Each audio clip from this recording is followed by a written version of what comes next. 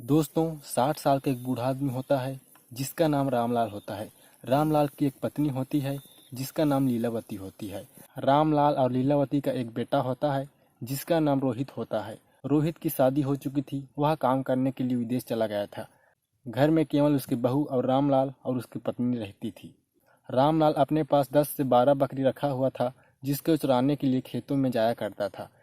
रामलाल का दिनचर्या बस यही था कि बकरी को चराना और घर लेकर आना। रामलाल बहुत ही रोमांटिक किस्म का आदमी था। वह रात में अपने पत्नी से हमेशा रोमांस करता रहता था। इसी तरह समय बीतता जाता है और कुछ सालों बाद रामलाल की पत्नी लीलावती की मृत्यु हो जाती है। मृत्यु होने के बाद रामलाल सिर्फ अकेला पड़ जाता है, वह क्योंकि बहुत ही ज़्यादा रोमांटिक इंसान के था।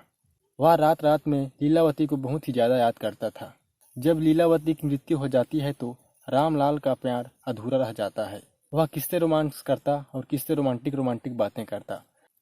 रामलाल तो किसी तरह 1 से 2 महीने काट लेता है, लेकिन 1-2 महीने के बाद एक मिनट उसे घर काट खाने को दौड़ाता था। जब रामलाल की हवस का खेल पूरा नहीं हो पाता है तो वह अपने गांव में किसी लड़की या महिला को देखता है, लेकिन वह उसकी ज़रूरतें पूरी नहीं कर पाते। इसी तरह 1 सप्ताह का समय बीत जाता है। रामलाल जब रात में सोया होता है, वह सोचने लगता है कि यार कोई तो हमें मिल नहीं रहा है, मेरी ज़रूरत कैसे पूरी होगी।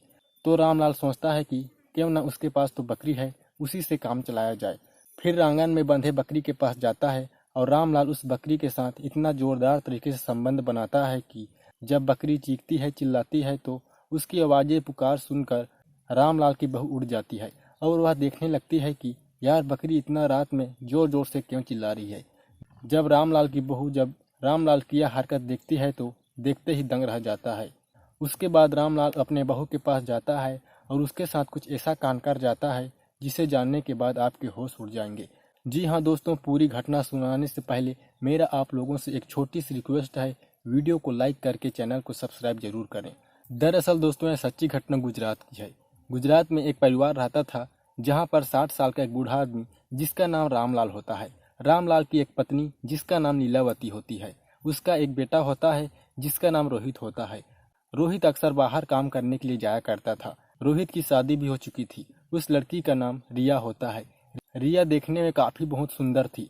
जब भी कोई लड़की रिया को देखता है तो पहले ही नजर में उस पर मोहित हो जाती है। रामलाल 10 से 12 बकरी रखी थी जिसे चराने के लिए खेतों में अक्सर जाया करता था। एक दिन ऐसा आता है कि रामलाल की पत्नी लीलावती की मृत्यु हो जाती है और वह बिल्कुल अकेला पड़ जाता है।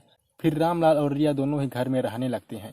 रामलाल अक्सर बकरियों को चराने के लिए खेतों में जाया करती थी, लेकिन उसकी ज़रूरतें पूरी नहीं हो पा रही थी। इसीलिए वह गांव में कई लड़कियां एवं महिलाओं को ढूंढने लगती है, लेकिन उसकी ज़रूरतें पूरी नहीं हो पाती है। तो यार एक दिन सोचता है कि रात के तकरीबन 11 बजे होंगे। रामलाल सोते सोते सोचता है कि क्यों ना यार कोई तो मिल नहीं रहा है, बकरी से ही काम चलाया जाए। इसी तरह सोचते हुए वह बकरी के पास जाता है और इतनी जोरदार तरीके से रामलाल उसके साथ संबंध बनाता है कि वह जोर जोर से चीखने चिल्लाने लगती है कि उसकी बहू चीख पुकार सुनकर उठ जाती है और वह आंगन में आ जाता है और रामलाल को संबंध बनाते हुए देख लेता है। जब रिया रामलाल को देखता है तो रामलाल का सिर शर्म से नीचे झुक जाता है। फिर रिया रामलाल के पास आता है और रामलाल से पूछता है, या ससुर जी आप क्या कर रहे हैं? जो आप बकरी के साथ कर रहे हैं वह मेरे साथ कीजिए, क्योंकि मैं भी इसी के लिए बेतड़प हो रहा हूँ, क्योंकि मेरी पति बहुत दिनों से काम करने के लिए बाहर चला गया है। तो रामलाल रिया को अपने गोद में उठाता है और रिया के कमरे में लेकर चला जाता है। फिर वह दोनों इतनी जोरदार तरीके से संबंध बनाते हैं कि पूरी उसकी यादें कमरे में गूंज रही होती है। इसी तरह तकरीबन 6 से 7 महीने लगातार वे संबंध बनाते हैं और एक दिन वह रिया जो है प्रेग्नेंट हो जाती है।